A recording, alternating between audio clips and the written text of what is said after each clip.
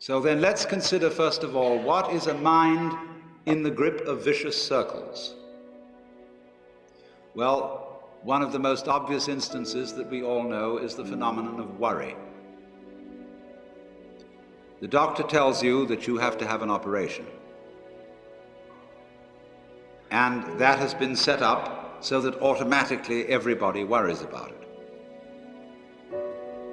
But since worrying takes away your appetite and your sleep, it's not good for you. But you can't stop worrying, and therefore you get additionally worried that you are worrying. And then, furthermore, because that is quite absurd and you are mad at yourself because you do it, you are worried because you worry because you worry. That is a vicious circle. So now, can you allow your mind to be quiet? Isn't it difficult? Because the mind seems to be like a monkey, jumping up and down and jabbering all the time. Once you've learned to think, you can't stop. And an enormous number of people devote their lives to keeping their minds busy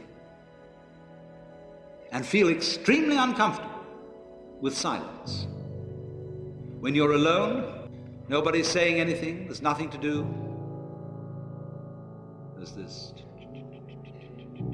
worry, this lack of distraction. I'm left alone with myself, and I want to get away from myself. I'm always wanting to get away from myself. That's why I go to the movies, that's why I read mystery stories, that's why I go after girls or anything that you do, or get drunk or whatever.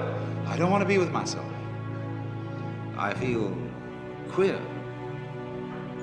So, well, why do you want to run away from yourself? What's so bad about it? Why do you want to forget this? Why do you want to become yourself? Because you are addicted to thoughts. This is a drug, a real dangerous one. Compulsive thinking, going on and on and on and on and on all the time. It's a habit. So there's a difficulty about stopping that activity. And you really have to stop it if you want to be sane. Because if I talk all the time, I don't hear what anyone else has to say. Then I'll end up in the situation of having nothing to talk about but my own talking. Or so in exactly the same way, if I think all the time, I won't have anything to think about except thoughts.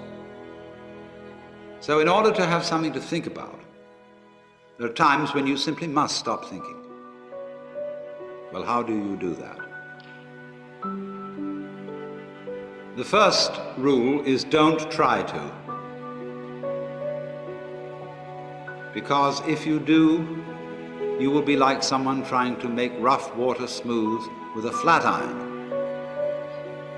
And all that will do will stir it up.